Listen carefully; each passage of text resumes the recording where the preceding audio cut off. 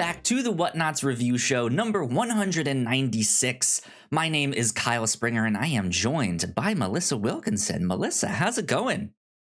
I'm doing fine, Kyle. How's your weekend? My weekend is going good. It's been pretty relaxing. Played some video games yesterday. Beat Horizon Forbidden West, which is good. And I already have another game lined up, ready to go. You got there? You got to the West? I did. They said I shouldn't. They said it was forbidden. I said no. And I went. That was it. Game over. Saw a cactus. West achieved.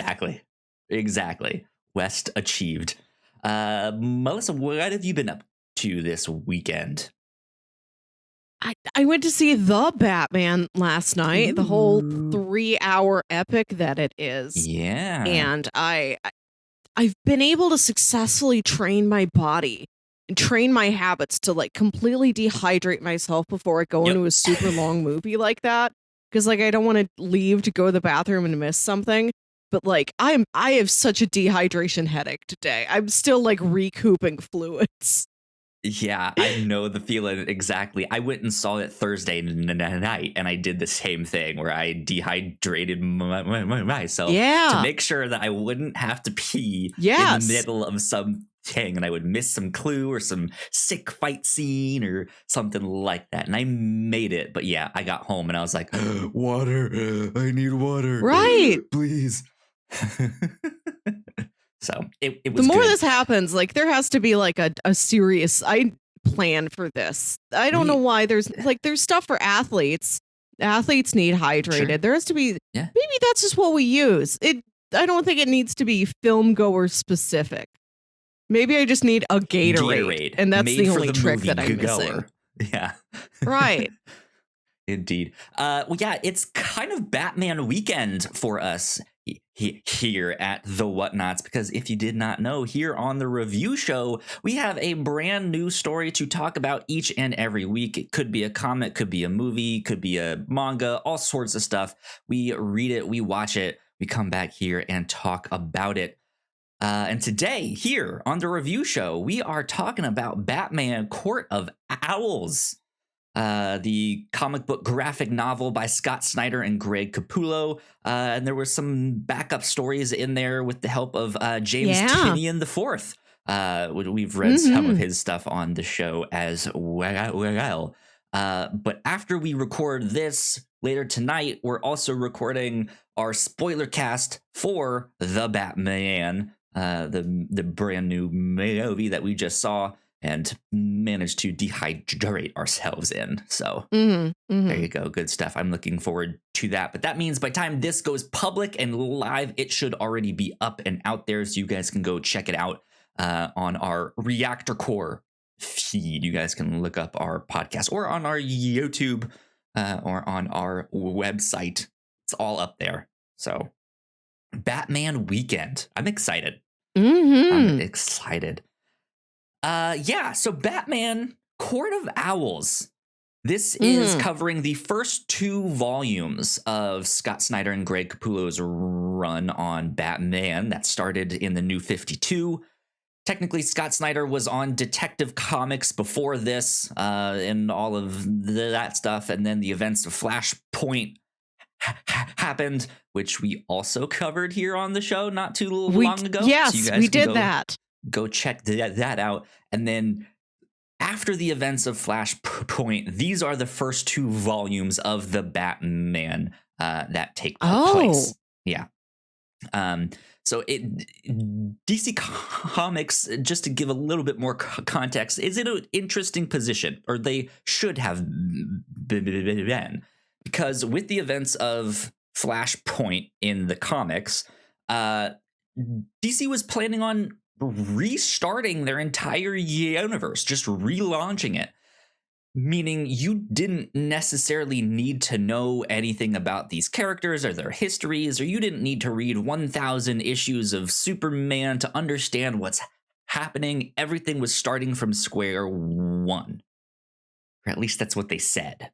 Mhm. didn't always work out like that. I think the main titles that didn't really do that was Batman, and Green Lantern. I know was in there. That it was just a continuation of all of the stuff that happened before, and so it was really confusing. Because in the Justice League, they were saying like, "Oh, Batman!" Like the characters didn't even know if he actually existed. Like he was still just a myth, right? Um, Superman hadn't met Green Lantern yet. All that stuff, and yet you see in the Batman comics, we already have Dick Grayson as Nightwing. We already have Jason Todd as Red Hood. We also have Tim Drake as Red Robin and Damian Wayne as the new Robin. So there is this long history that couldn't have happened without Yeah. some of these characters already knowing each other, somehow in there, and yet they say they don't know him, and it's just, I don't understand what DC was up to back then. It seems like it was a mess. But regardless, the Mm. Scott Snyder, Greg Capullo run on Batman was amazing. It was great. I bought this as it came out, and I loved it. For the most part, there were some things in there that I was like, okay, this one's not as good. But I had a blast. So I really love this Batman story. I think it's fantastic. It's one of the most well-known Batman stories of recent history. One of the most highly acclaimed ones. And I think, Melissa, that's where you come in. Because I'm the Yeah. big comic book nerd that knows all of that context. You've read a good number of comics here on this the show, Mhm. but outside of that, you don't read as much. So what was your kind of position on this? Where were you coming into Batman Court of Owls here? Back in like 2012, 2013, I was trying to get into comics because I learned I really do like superhero stories. Basically, I went to the theater and I saw The Avengers, and that locked it in Yeah. for me. That, among other things. Like, it took me until that age where I'm like, this is a genre that really works on me. I want to get deeper into it. And I wanted to go to all these different characters and just read a pivotal or like good introductory title for each of them. And so I would go to different friends, go to get different comic stores, and I'm like, if I read one Thor, what should it be? If I read one Superman, what should it be? And for Batman, there are a lot of different entry points to Batman. I did end up reading Sure. like Year One and Killing Joke and Dark Knight Returns and a couple other things. But people kept talking about Court of Owls, especially when I asked for what's a good superhero story with a really strong sense of place where like the city, as cliche as it might be, the city really is a character. I'm like, how do I know Gotham Sure. City better? And everyone's like, Court of Owls, definitely. And I just never got around to reading it until you suggested it last week. And it's perfect timing. Yeah. Yeah, sure is. Sure is perfect timing indeed. So now that you've read it, what did you think? It is really fun. It's a Good. very cool concept. It's very twisty. It's an excellent mystery story, an Mhm. excellent horror story in some regards, Yeah, and a absolutely. nice portrait of Batman and his relationship with some of the immediate characters around him, like Alfred, like the different Robins and Nightwings, etc., and with his family's past, his relationship with being Bruce Wayne, the last Wayne. Oh, he's got that kid now, him and Damian. So, for this story being about the Wayne family history, Damian Wayne is not in it very much. Right. Yeah. The story about him and the city and like how well he knows Gotham and how shaken he is when he finds out there are people who know more about Gotham than he does. Absolutely.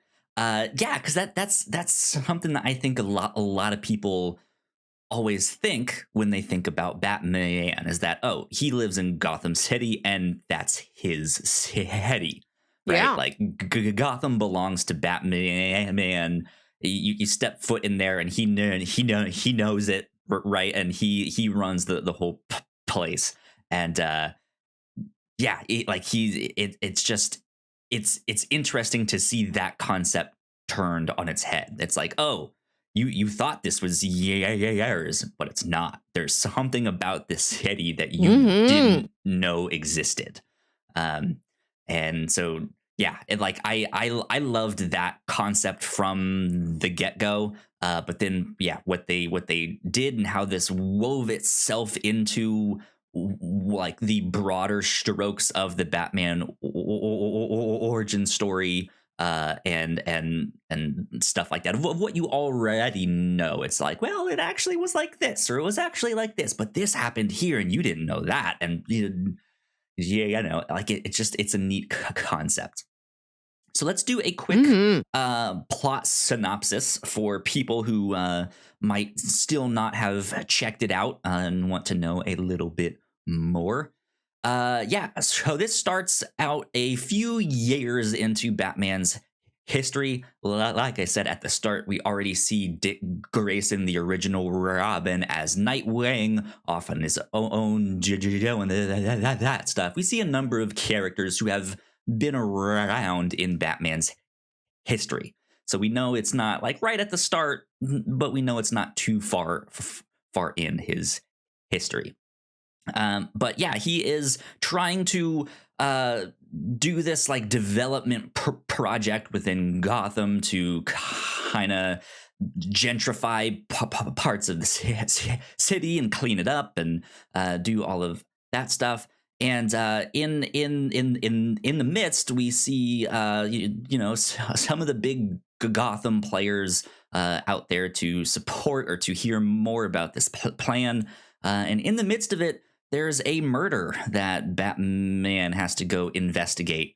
And it seems that signs are kind of pointing to this kind of nursery rhyme that Gotham has known for a while. This idea that there's this ruling cult, this court of owls that rule from the shadows, and people have kind of just written it off as a nursery rhyme, this legend, this myth. And Batman is like, oh yeah, they don't exist. And we find out, oh, he's investigated that when he was younger, when he was a kid, and he was mad about his parents' death. But as it happens, the Court of Owls is real. And Batman gets kidnapped. He gets introduced to them. All sorts of stuff here. And he, like we said, is thinking Gotham City is his city, that he knows it inside and out, but soon comes to realize that he's not the one running the show, that there are people out there who know more or know certain things about the city that he does not. And so it's like he has the rug pulled out from underneath him there. And it seems like the Court of Owls might have ties back to not only his family, but the Graysons, to Alfred and his parents, and stuff like that. So it is a mystery, and like you said, a horror story that kind of weaves itself in and out of Gotham's history. Here, it's a fascinating book. Do you have anything else to add to the plot synopsis there? No, I think we've covered it. It's that with a sort of horror mystery skin on it. And a couple little side stories we get mixed in there. We spend time with Mr. Freeze, which I wasn't expecting. Yep, indeed. So the one thing that I want to add in this, I've mentioned it on the show a number of times. And I'm glad they did it in the digital version too, that I read on DC Comics, but then it's also kind of annoying on the digital one. So what really hooked me about this book is that I believe it was issue 5. There is a sequence, I won't spoil it yet, but there is a sequence in there where Batman is lost and confused, and as he gets more and more visibly lost in the artwork of this book, the book turns. You have to physically turn the comic sideways, and then you read it kind of like a calendar, if that makes sense, right? Like it's these longer, taller pages rather than the like horizontal book format. But then eventually you turn the book again and it's upside down. And it dawned on me, like, as you're reading that, like, this is exactly how Batman is feeling. Because when I first saw that on the, like, in the comic book itself, I was like, huh, okay, they have this interesting sideways page. Okay, a couple more sideways pages. That's strange that they're doing these back to back. Oh, now the book is upside down. What is something wrong with my issue of Batman? Like, did they print this upside? Is this a mistake? And then I was like, no, it's not. This is cool. He's lost and confused, and now I am lost and confused. Like, I get it. This is fascinating.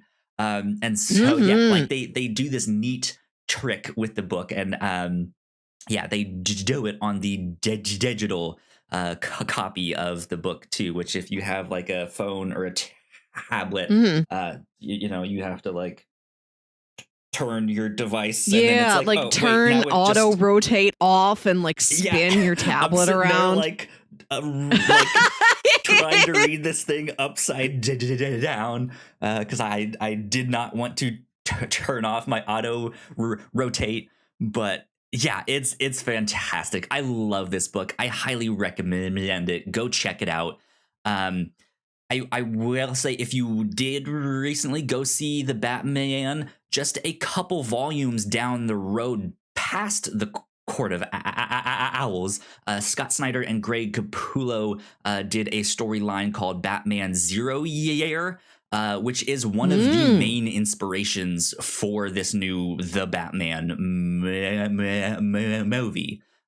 So if you liked this and want to continue on, you guys can get some more background for that. So there you go.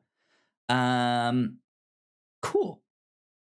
I think that is about it for our like non-spoilery section. So yeah, I think we will take a quick break for housekeeping, and then when we come back, we will get into spoilers and start breaking the book down and diving in. So we will be right back. We put a lot of hard work into the shows that we make, and yes, we make multiple different shows here at the Whatnauts, and we'd love it if you check them all out. You can find out more information on our website at thewhatnauts.com, as well as your favorite podcasting platform of choice. When you type in the Whatnauts, all of our shows will pop up right there.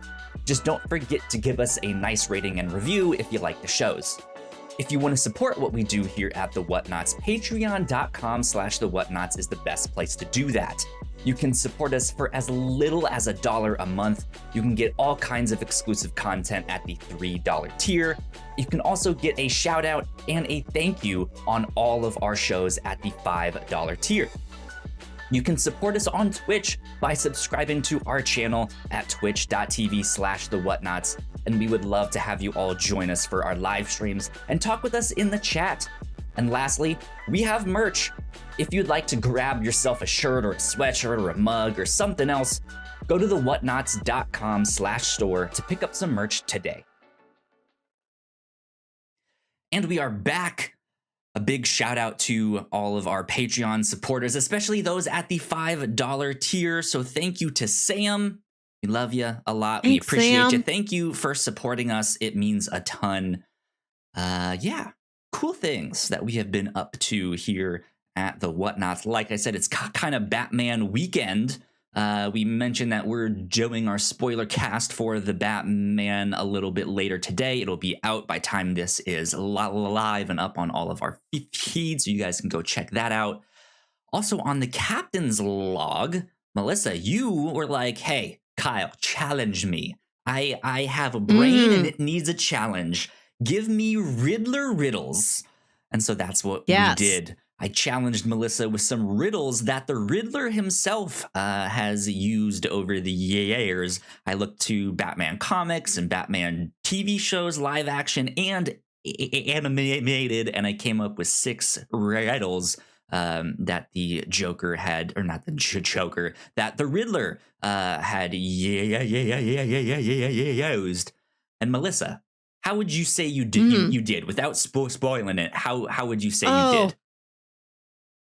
Not as well as I'd hoped, but not disastrously. I feel like you did decently. I feel like you did good. But yeah, there's some riddles in there that were more difficult, some less so, and the results may surprise you. So there you go. Yeah. Okay. Cool things over. Housekeeping done. Let's get into spoilers. Here we are, spoilers. I can't believe that Dumbledore shows up in this. Wow. Wild. Who'd have thought? Do you have to do this joke like once every once a 6 year? months? I'm obligated. Right? Yeah. Uh-huh. Let's talk about the main spoiler, the main implication of the story, which is that Batman may or may not have a long lost brother. That was a part of the story I really liked, and particularly how ambiguous that ending is, where it really cannot be proven or disproven either way. Yeah. Let me see. Let me see what they ended up doing with Talon here. Talon, DC Comics.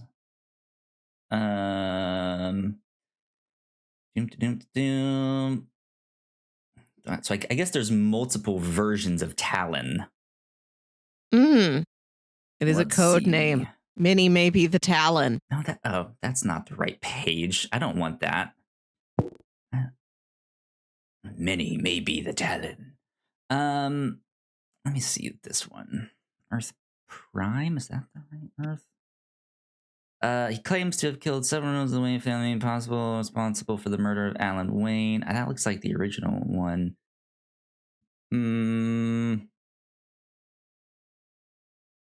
So yeah, I like it. There is the like Thomas Wayne Jr. version of Talon. I don't know if they really went anywhere with that. Because it really hasn't come back up if Batman has a brother or not. But then there's also like I'm seeing. Let me look at this one. Yeah, so there's William Cobb, who was also an assassin for the Court of Owls. Hell, I feel like if Batman had a brother, you would know about this without needing to Google it. Yeah. That would have been news. That's kind of what I'm getting at. That like they go down this road of like, well, maybe he has a brother long lost, but maybe not. But it's unclear. And they kind of just brush it off without investigating if they want to go back to it. The character of Talon has showed up every so often out there. Now that the Court of Owls like is a thing and is so liked, it's stuck around. So you do see him every so often, but I don't think they've gone the like Batman has a brother route. So I think they kind of just scrapped that bit of it. But yeah, that is, like you said, kind of one of the big spoilers of this book that hey, that Batman may have had a long lost brother. Just kind of wild. Yeah, with the story being that his mom was pregnant when he was real little. He was like 3 years old.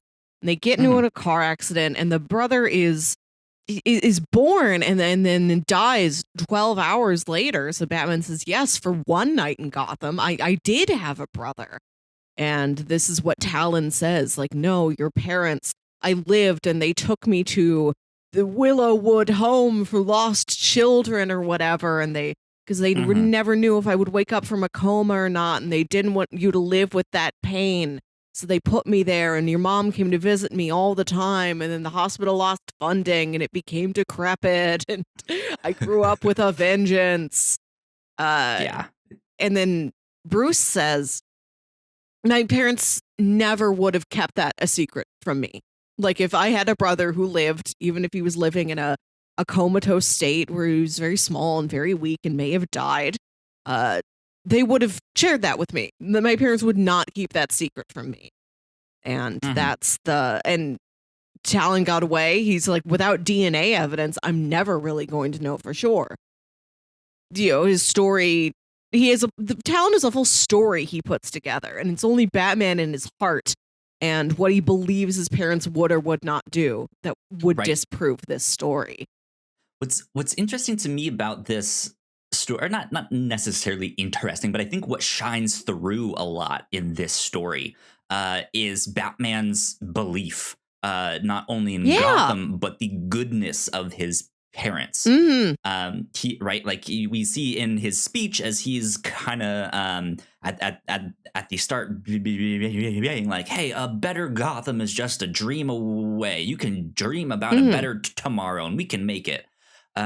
He has this belief in this city, even though to outsiders, Gotham is like one of the worst places to go. Like, you don't want to go there. Like, why would anyone move to Gotham? It's filled with nut jobs and the Batman and stuff like that. And yeah, he just has this faith. He's like, no, the people here are good. They want a better life. Like, they want to do something with their lives. And if we just come together, we can make that happen.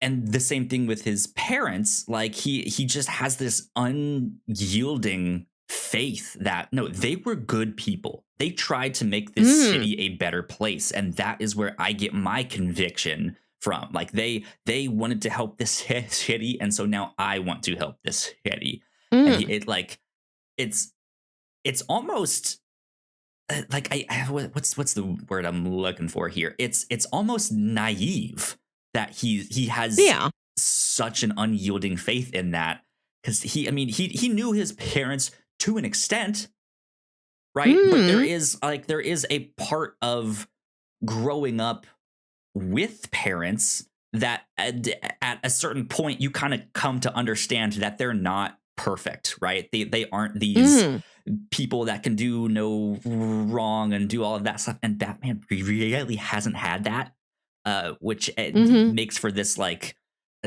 kind of naive, childish belief that his parents were saints, and maybe they were like that, like but it's just he doesn't even consider the possibility that, like, maybe they did lie to me. Maybe they were ashamed of having this child that, might cause them public shame or something like that.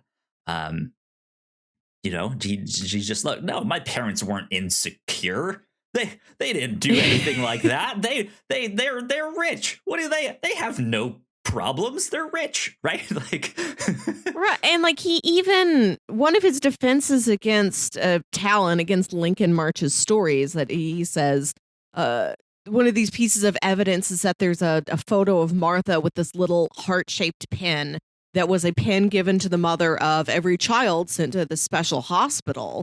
And Bruce is like, no, she did so much charity work. They probably gave that to her as an honorary mother of all the children in the hospital. Yeah. That's what like, she has. Okay, Bruce. Like, you're a detective here. Like, you're not a let's just not look at this thing guy here. You should maybe investigate that. But he decides not to because he has this faith and belief in the goodness of his parents, the goodness of Gotham City, and what it can be and represent. Yeah.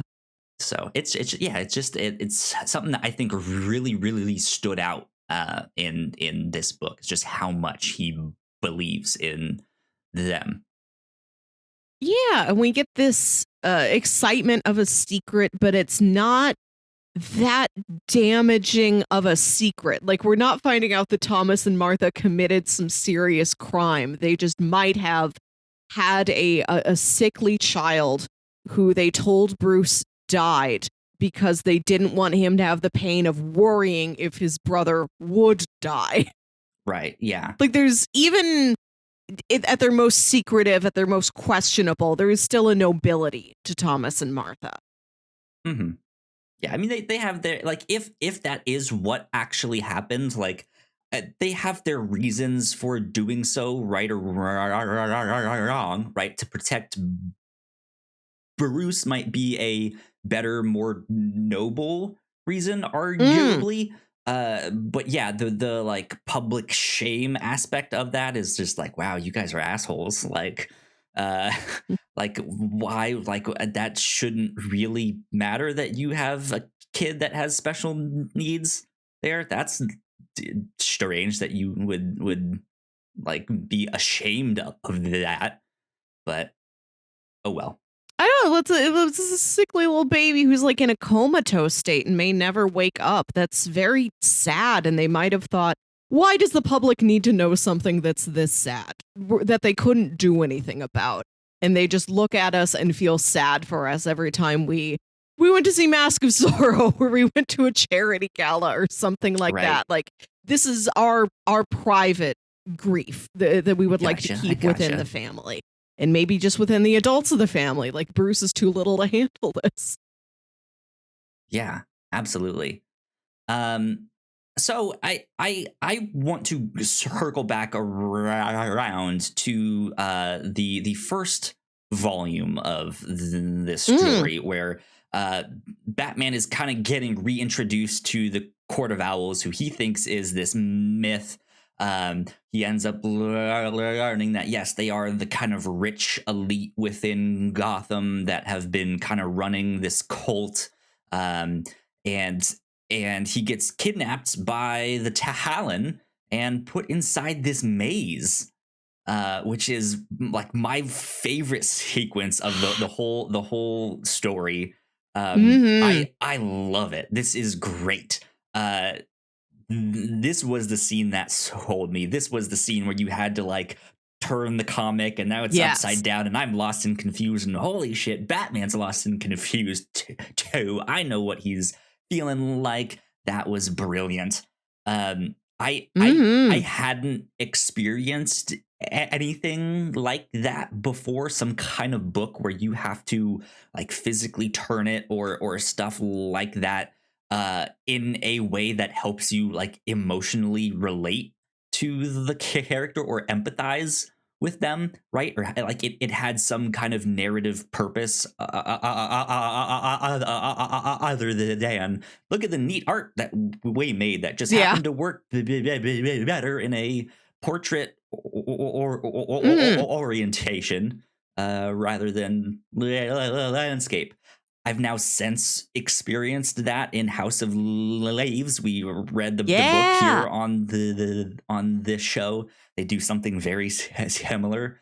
But yeah, this was the thing that hooked me. What was your thought process as you were reading this and kind of discovered that same thing? It's such a cool set piece. You had told me about this when we read House of Leaves. You mentioned this maze portion of the story, which nobody had told me about when they were like, oh, you got to read Court of the Owls. They were never like, there's a maze in it.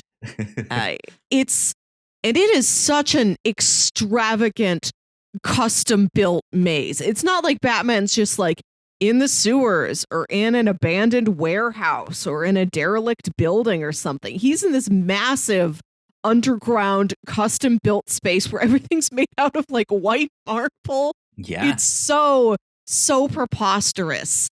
And and this is a more, I don't know if I'd say grounded, but there's nothing in the story that really relies on a lot of big sci-fi concepts. You know, we don't have any of the wackier villains in here. It's a story about corruption and secrets and things like that. And then you get to this maze and it is so over the top, it's like a little exaggerated. It's not what I was expecting for him to be. Like, he goes into this giant room that has like a 3-foot tall marble statue of an owl. So it is an odd mix of the wackier aspects of the Batman lore and also the darker, scarier aspects of the Batman lore.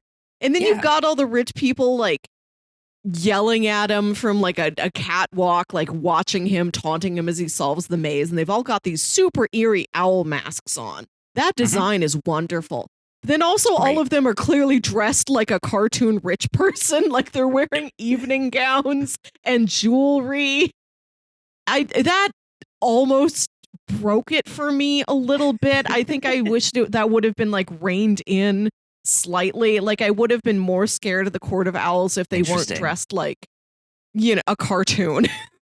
See, you mentioned the word cartoonish. I see that. I mean, yes, it is an exaggeration, right? But I think that helps to drive the point home as the art does kind of get more exaggerated too, and you can visibly see Batman just looking weaker and visibly shaken. That I loved, though. I did love how like just the shape and form of Batman just becomes like more looser hunched over and more like monstrous. Yeah, decrepit. Yeah, it really kind of dips into the like distorted horror, body horror, not really body horror, but still just like the disorientation of all of that. Yeah. And I love that because Scott Snyder is known for his more horror comics. I know here on the show we read American Vampire, the first couple volumes of that.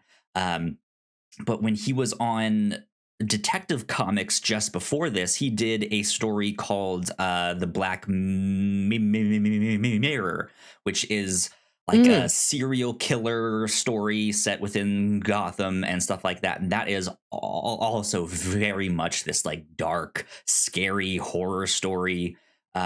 He gets into later on in his run some, just very creepy things here in this. He's very much a horror writer.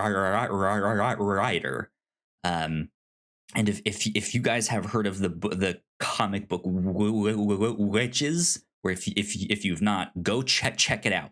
It's Witches with a Y. It's probably one of the scariest comics that I have read. Like I've read that first volume, but oh my god, that was scary.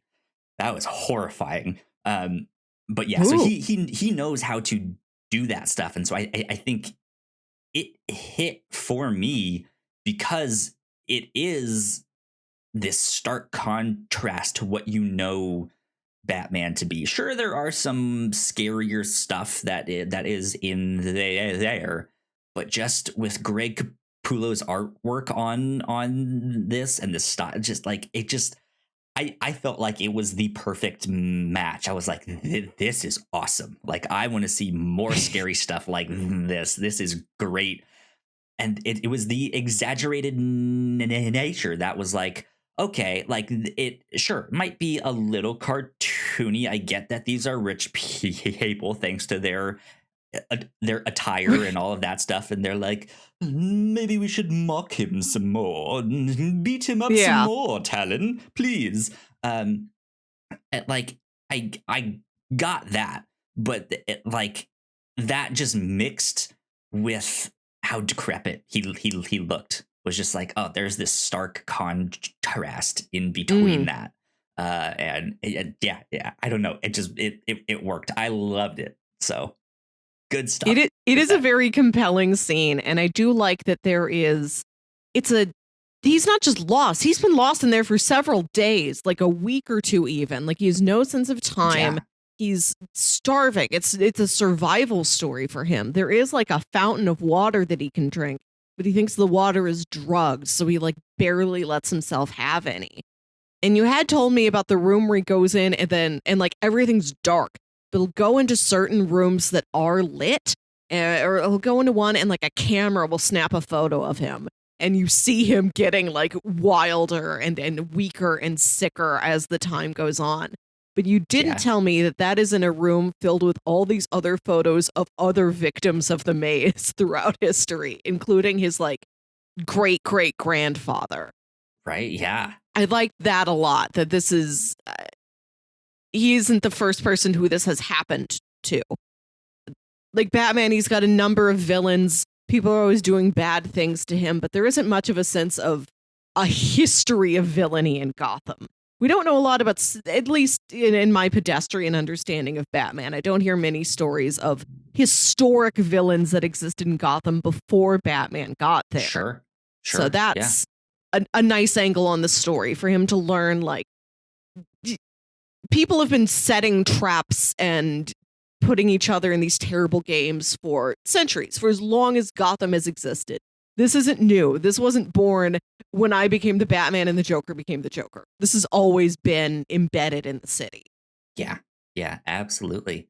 I guess just going off that then, what did you think of these kind of like backup and side stories that we do get to see, you know, Alfred's father, or we do get to see the Waynes before they've died, and you do get to see a little bit more of the history there in Gotham.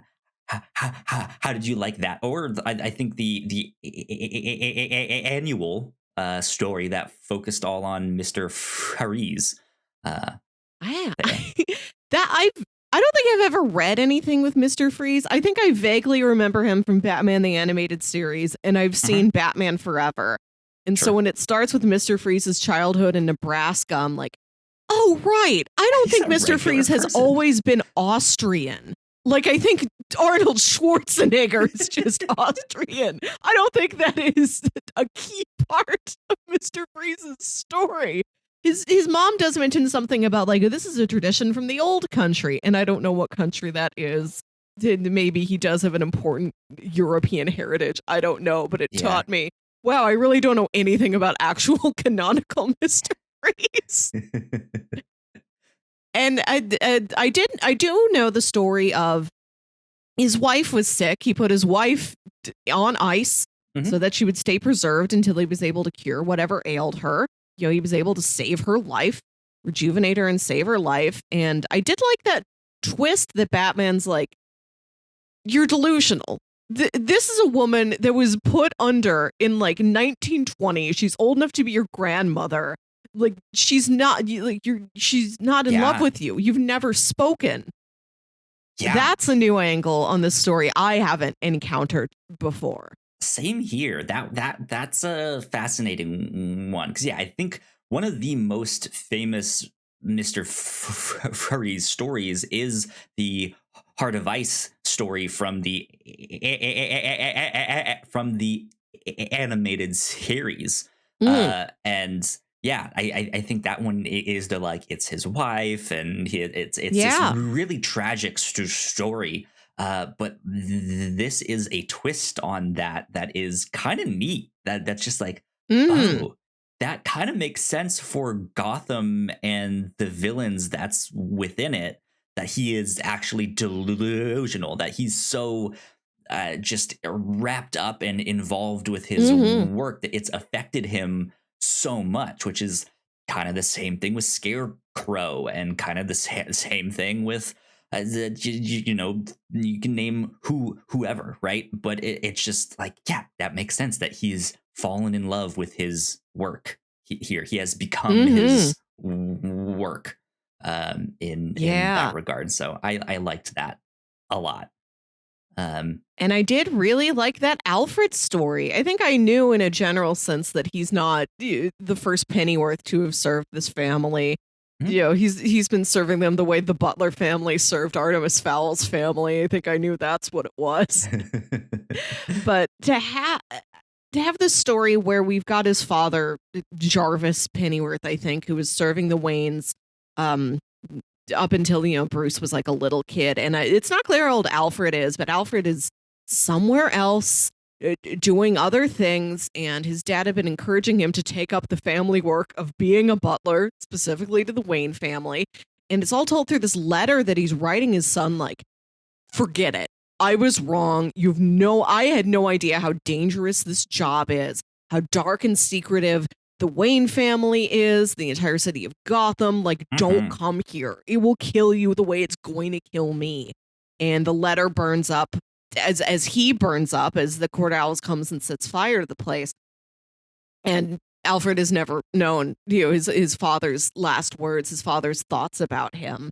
Yeah. And that story is capped with the scene at the end where we have plenty of scenes where Batman goes to his parents' graves, but here's Alfred going to his father's grave. Like, I never visited my dad when he worked here. I really had no idea of what he did until he died, and I had to come take up this role and take up caring for the Wayne family. I don't know what my father thought of me. Right. Yeah, it's very sad. It is. It is. But yeah, it does also have this horror kind of background, or this like looming threat, right? That Gotham is full of secrets. Those secrets have been around for a long, long time, and they are dangerous. They are harmful. They will kill you.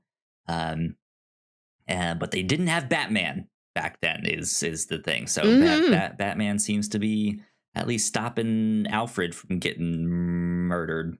Well, at least for a while. But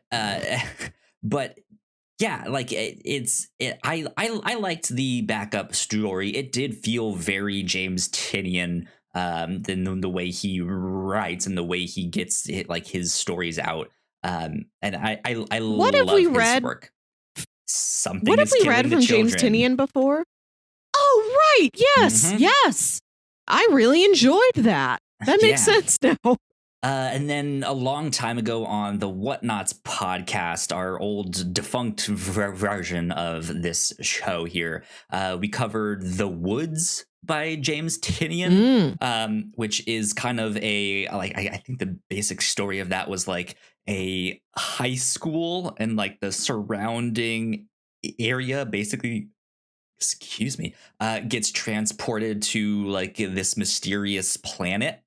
And like everyone that was in the high school at the time is there. So it's like one part Lord of the Flies, one part Lost in Space kind of thing there. And yeah, that was good too. James Tynion is doing some fantastic work. He has a more recent run on Batman that was very, very good. I'm also currently reading a story from him called Department of Truth, which is ridiculous and is great and is super scary. But yeah, I love the way he writes, because it is this more the kind of emotionally driven character stories. That seem to work really, really well. Yeah. Another thing I really liked about that Alfred storyline is seeing this other version of the Waynes. It's a nice portrait of Martha, a Martha we've never really known, where she is. We've always known the Waynes to be very charitable people. They want to make Gotham a better place, but she's angry about it in a way I don't think I've ever seen Batman's parents be portrayed, especially not her, where she is. She's got a young child to take care of. She's pregnant with another child, and she's still going so hard on getting the mayor to reform things, like hounding his office.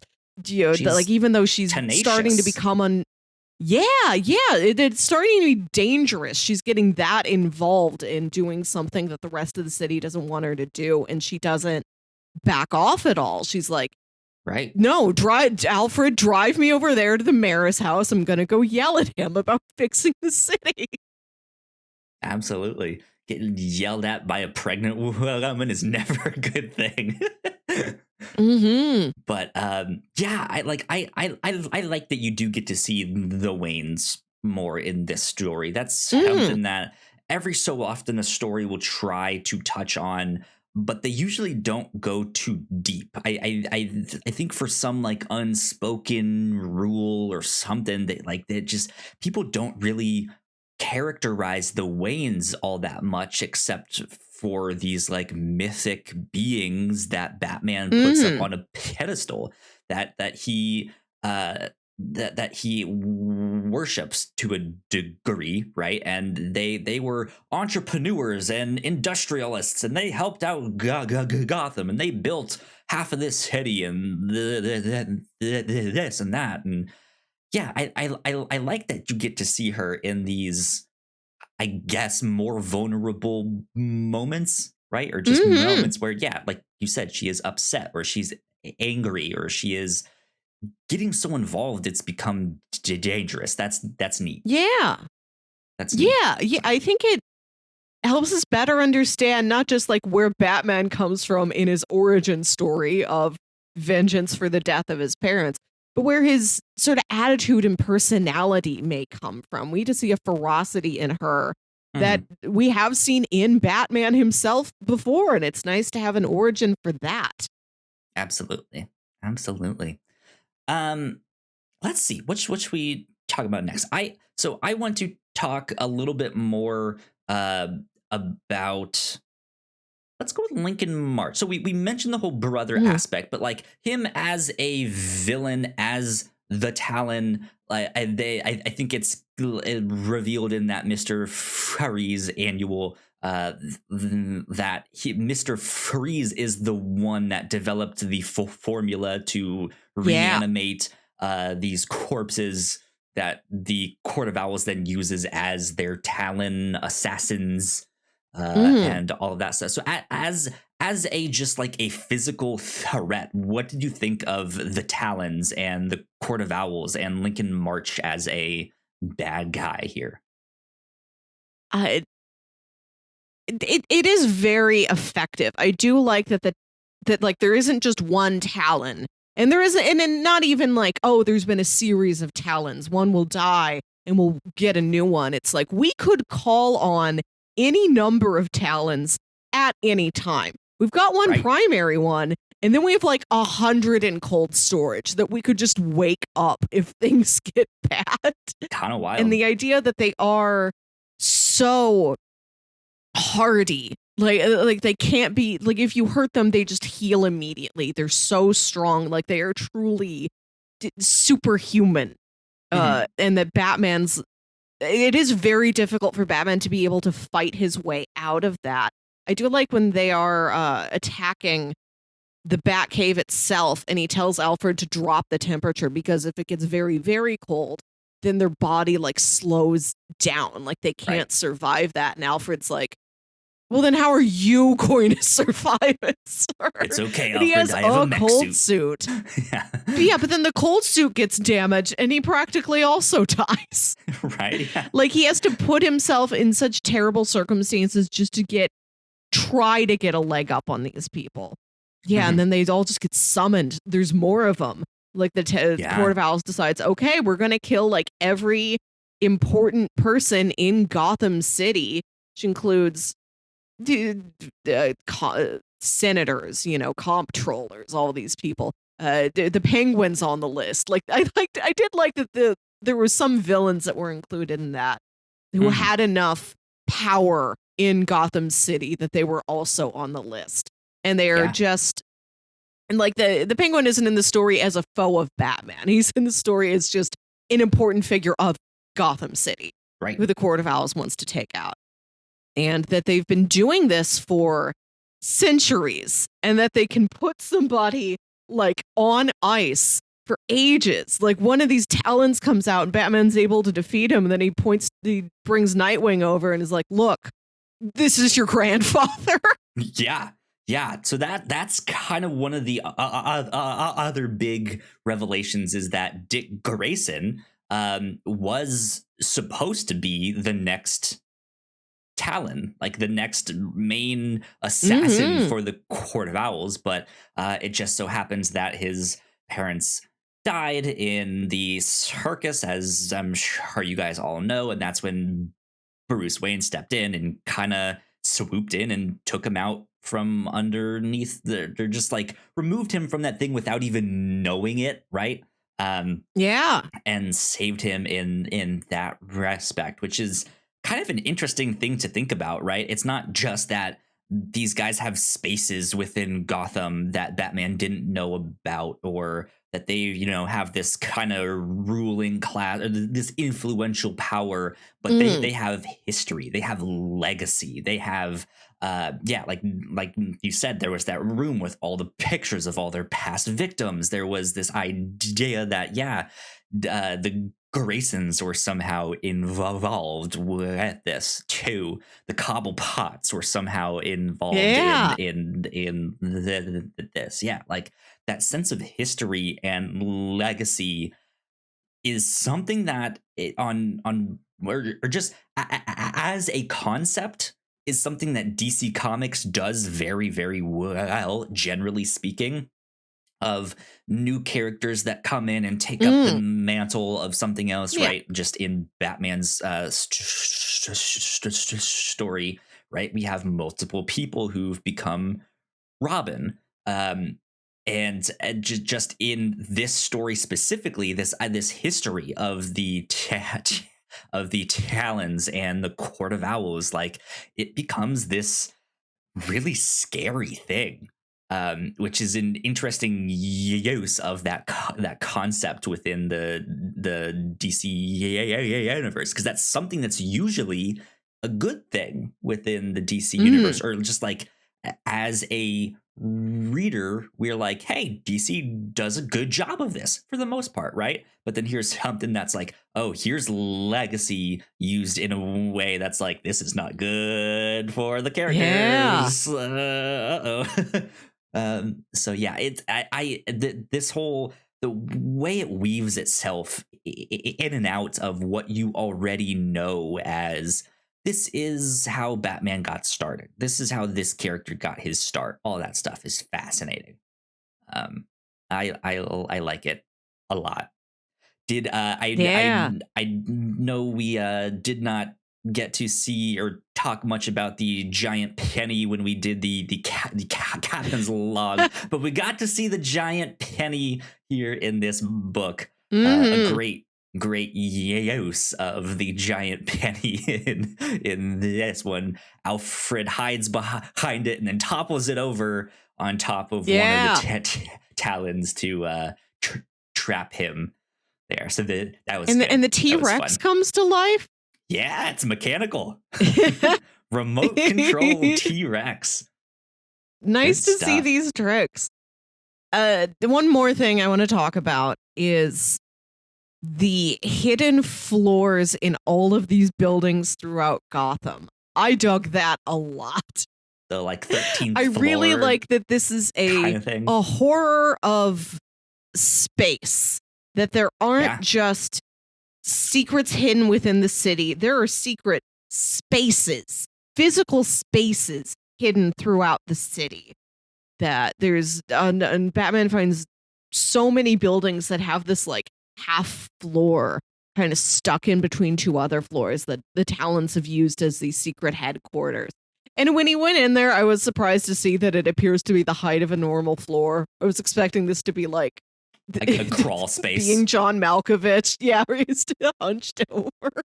Yeah. So I didn't buy it being that successfully hidden if it was that tall. But otherwise, I liked that a lot. I really liked this piece of Batman origin story where after his parents die, he's being a little detective, a sad little detective. And he thinks there must be something behind this. This couldn't have been a random killing. Maybe somebody wanted my parents dead.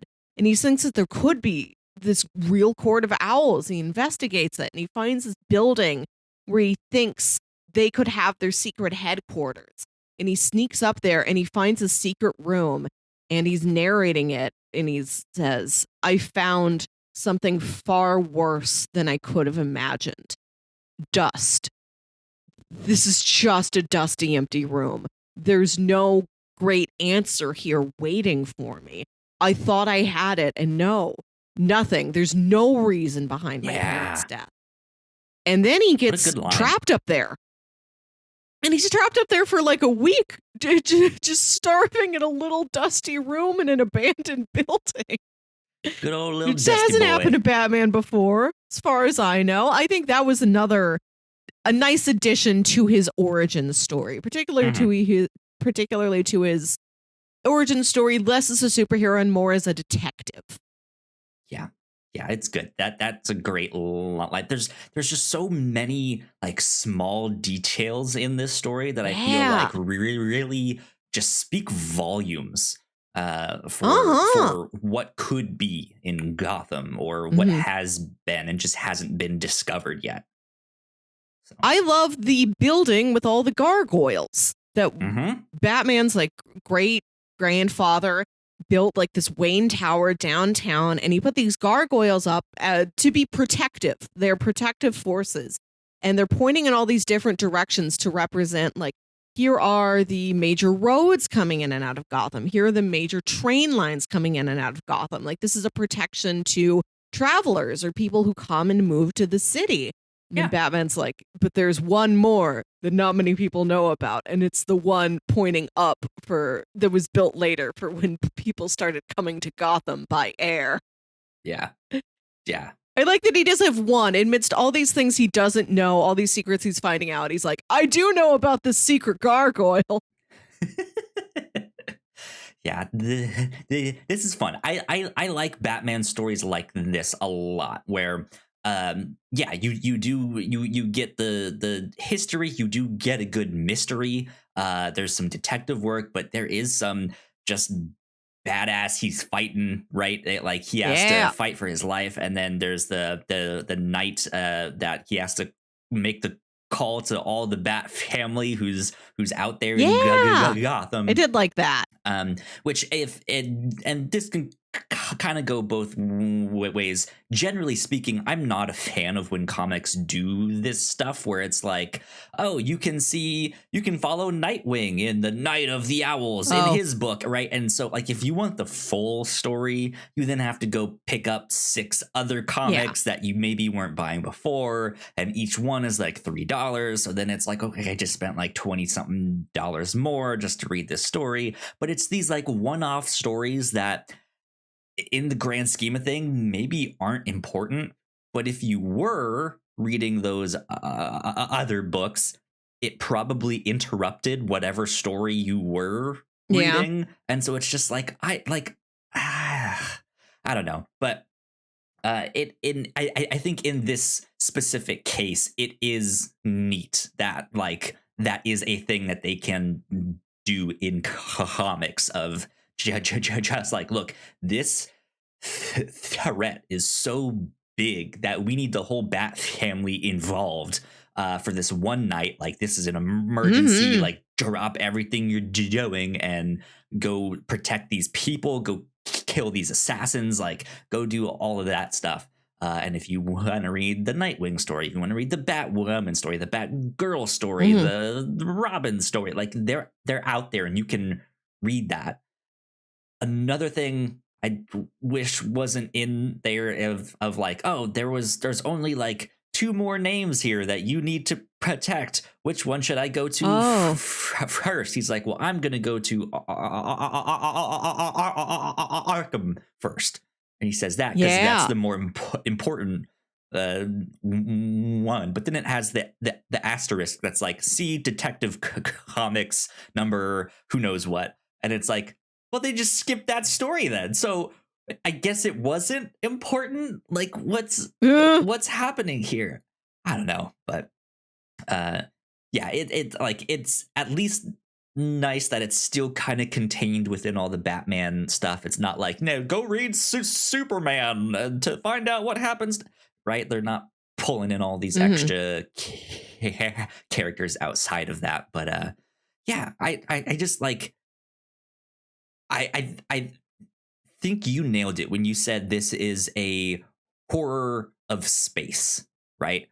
This is a book where Gotham, I don't know if I would describe it as a character in this book. I know there's a lot of stories or times where people are like, oh yeah, I like that book because Gotham City is like a character in the book, dude. Um, Mm-hmm. this one I feel like is not, but in a way that like I think the assumption is that you know it, right? And you know Gotham. So Yeah. if it is a character, it's a familiar one. We don't necessarily need to write it as one. But then, as we've discussed, the kind of trick of this story is that actually you don't know that character. We're not going to reveal everything except for the fact that you don't actually know everything. So I like that because it is a weird twist Yeah. on that cliche too of like, oh, the thing's a character, right? Just yeah, there's just so much good things to say about this book that I hope people enjoy it as much as I did. Yeah, and as somebody, I think it works on multiple levels. Where if you're a big Batman fan, it brings something new to you, and if you are a beginner, I think it's insulated enough that you can pick it up, and not be confused. Yeah, because it's based off of the broad strokes Batman stuff that you Yeah. probably already know. Mhm. But yeah, good stuff. Good start to Scott Snyder and Greg Capullo's run on Batman in the New 52. Yeah. Good stuff. Good stuff. Well, I think that's about it. That's all I have to say on Court of Owls, which means it is about time that we get into bingo. Review show. Bingo. Let me pull this up here. Opening up the bingo file. And bringing us over to bingo on screen. Here we go. All right. Lots here. There is. This one had a lot, I think. I have literary illusion on mine. In the maze, they mention the maze of Greek myth with the Minotaur and stuff like they make a reference to that one. You can have that one. I'm gonna mark that one off.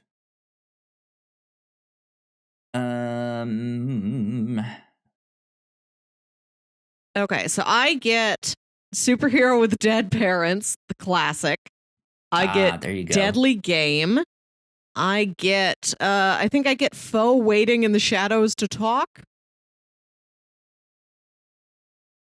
Batman does that to somebody. Here. Deadly Game. I'll give you Golden Hour too, because there was absolutely some panels in there that had like that Golden Hour look. Sure. Let's see. Ranking Rules of Time. Oh, you got Butler. Butler.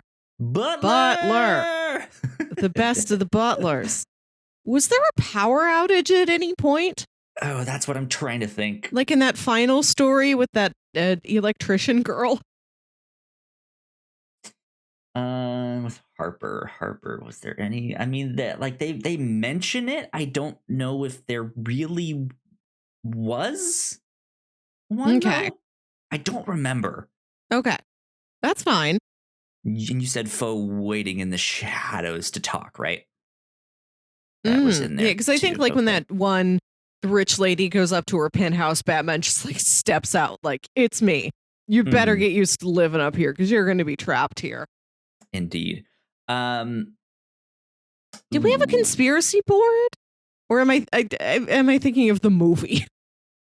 No, I don't think there's a conspiracy board in this one. Okay. I've ingested a lot of Batman this week. Yeah. We had a letter, but we didn't have a diary. Yeah, no diary. Let's see. Reaction crashing a fancy party almost. Spaceship it really I already had that one. Number as clue, Easter egg, or pattern? No. Mm, I do have the butler, though, so let me mark that one on mine.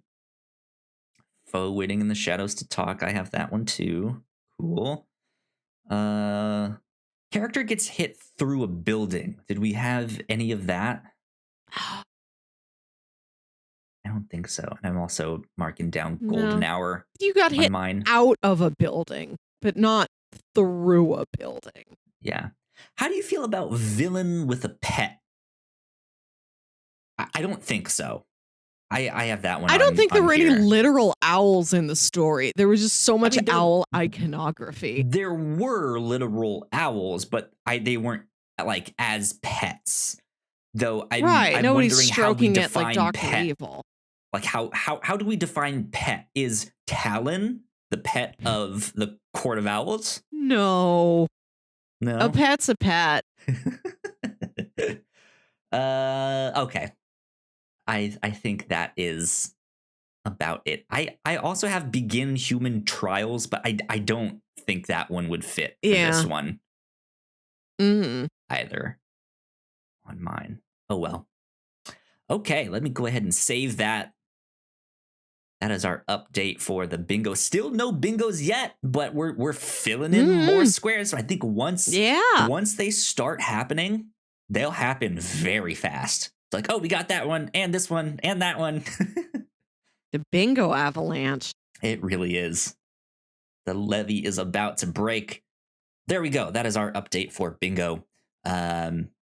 So let's get into recommendations. Melissa, if people liked this, what else might they like? Definitely House of Leaves. This is a novel by Mark Z. Danielewski that we read last year. I'll look up what episode number it is. This is the only prose novel we have read on the review show, the only book we've read that wasn't a comic book. And yes, this was episode 172 from last September. This is a novel about a family that moves into a house, and then they learn that the house is bigger on the inside than it is on the outside. And a door opens up that was not in the plans. That door was not there before. And it opens up into this massive dark hallway. Like the walls, the floor, everything are just like featureless matte black. Like there's nothing there. There's just sort of like doors and stairs, but there's no furniture. There's no sense that anybody's lived there. It's like the house just grew this. Right. Yeah. This weird extra haunted space. And it's about the father of the family, who's a photojournalist, trying to document it, hiring like mountaineer explorers to go in and try and track through this place, find out how big it is, how deep it goes. Is there anything at the end of it? And this is the finest horror of space. Truly a chilling book. Very unique. Written, we mentioned that it's got parts of the book that you do have to turn around and read it like a maze. The text is arranged in a very unusual way. Yeah, it's wild. In parts where the dad is lost in the house and he's completely disoriented, text will be like crammed onto a page, or it'll just be like one word on a page. A real feat. Definitely read House of Leaves. You have to buy the physical book for that. Go to your local Barnes and Noble, pick it up. I don't think it works if you read it digitally. And then at the beginning of last year, episode 139, we read Gotham by Gaslight, and we also watched the animated movie adaptation. This is a Victorian Elseworlds Batman story where Batman has to solve who Jack the Ripper is.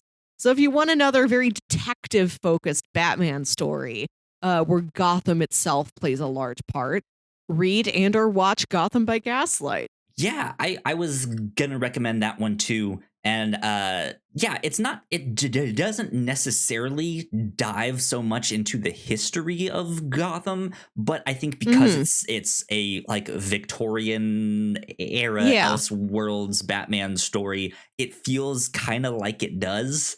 Even though it does not, but right? It's just like it has that older feel to it. So would definitely recommend Gotham by Gaslight as well. Yeah, we did that one back on 139. Yes. So 139.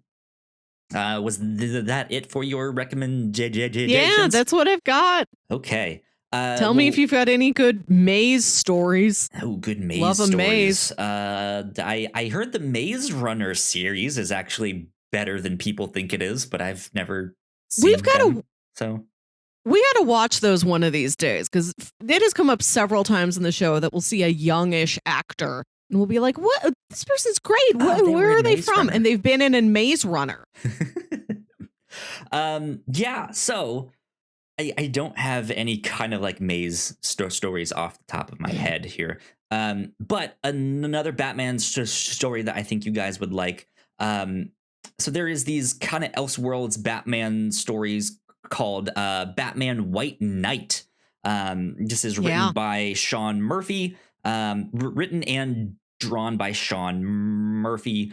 The first one is like a 8-issue, I think, mini series. They have since kind of spun that out and have created their own little Batman universe here. The sequel is entitled Batman Curse of the White Knight. And if you do want to go more into like the history of Gotham and stuff like that, that is a story that absolutely does that. Just keep in mind that it's an alternative history and it's not the like main continuity and stuff like that. But they've done spin-offs. There's now I believe they've been working on like a Harley Quinn spin-off in the same universe. I think a Mr. Freeze spin-off in the same universe. And then they're working on the third installment of the like main series there, which is Batman Beyond the White Knight.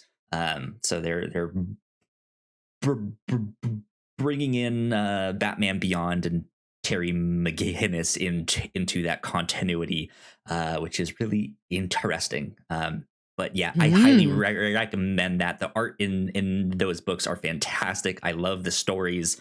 That first one, Batman White Knight, the kind of hook is, Batman catches the Joker and starts beating him up, and maybe is a little rough with the Joker, as we might expect him to be. However, a bunch of people are filming it with their cell phones, and it goes viral, and it looks real bad, and public opinion is just like, ooh, this Batman guy, maybe not so good. And the Joker, once he comes out of his coma that Batman put him in, decides to get into politics because he claims he's cured, and he wants to help Gotham City, and he becomes Gotham's White Knight.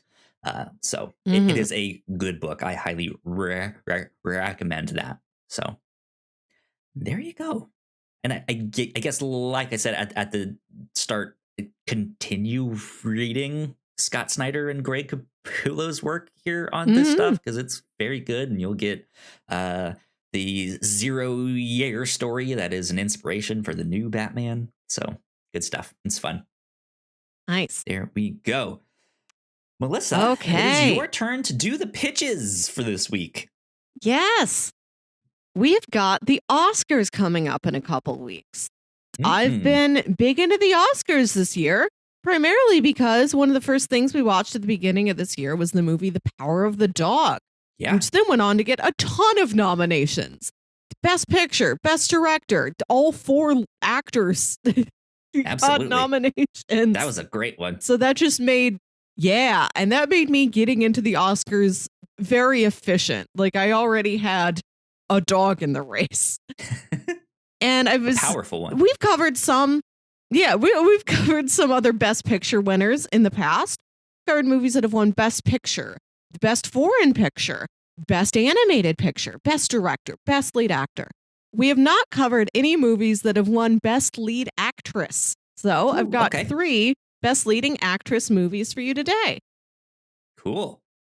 Pitch number 1. This is a movie that I know has been on your to watch list, but you didn't check in with me to say whether you actually went on to watch it or not. So this could be your opportunity. Pitch number 1 from 2010, bringing home Natalie Portman's Best Actress Oscar, Black Swan.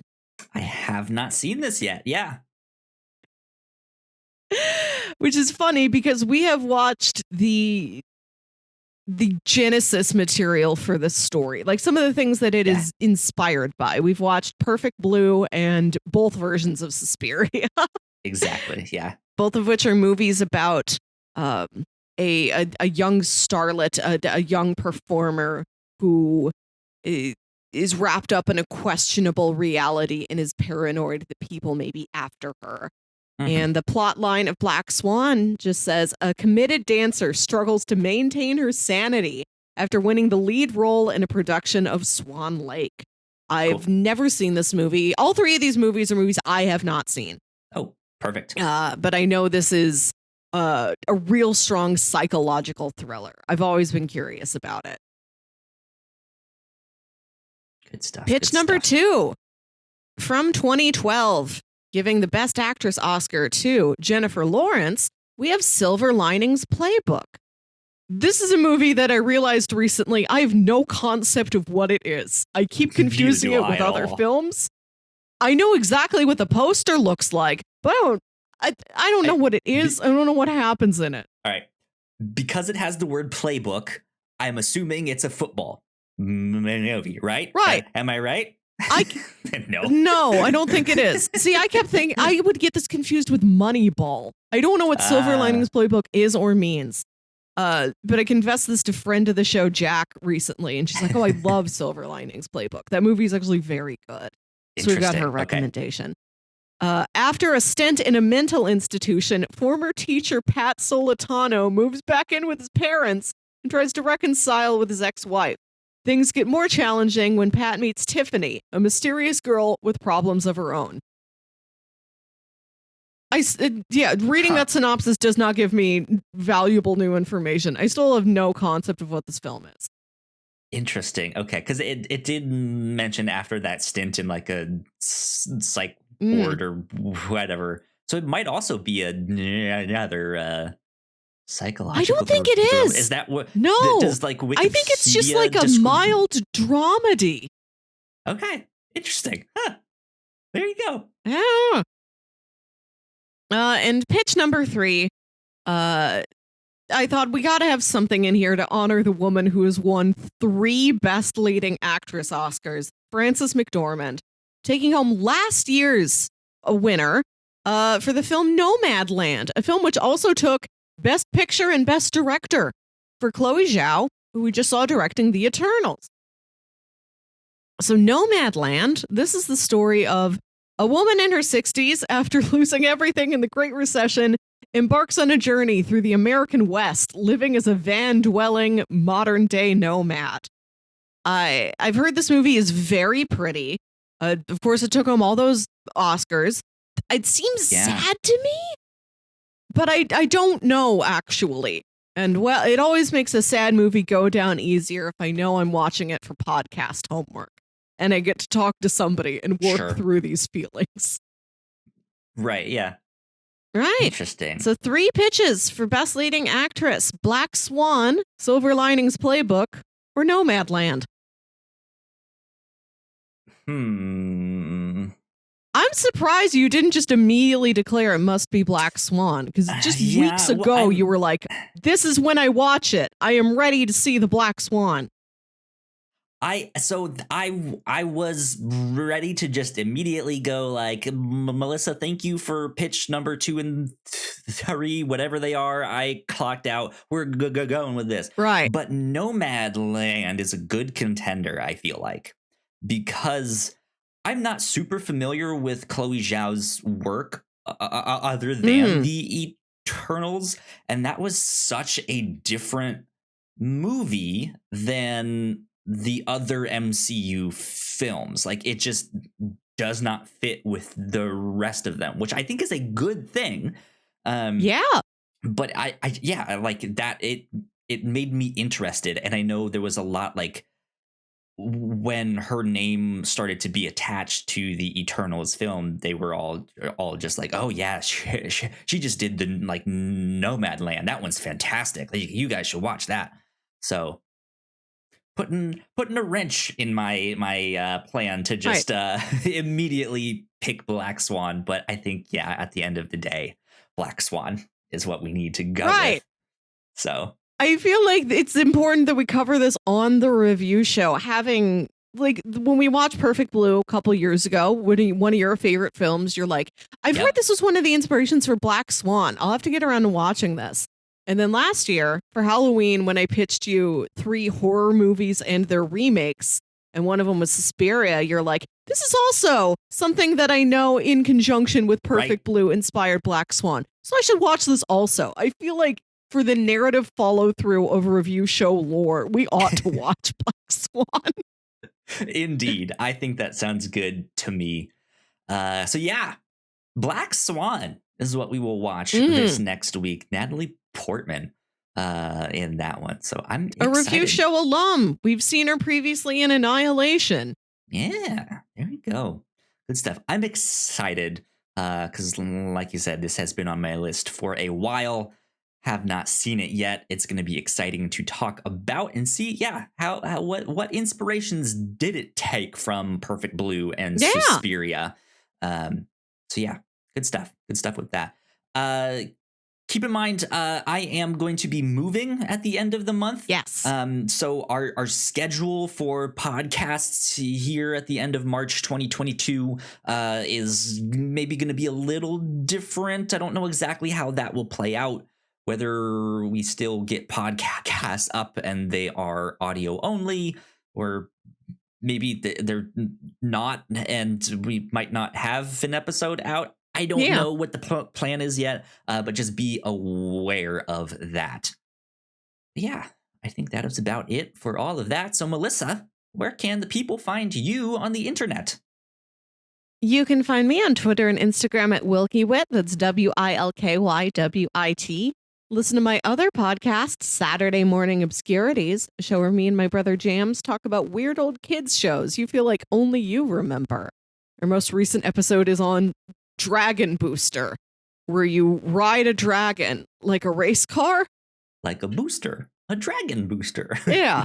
You boost the dragon. You bond with the dragon, and the dragon goes faster because you're friends. There you go. The power of friendships, right? There you go.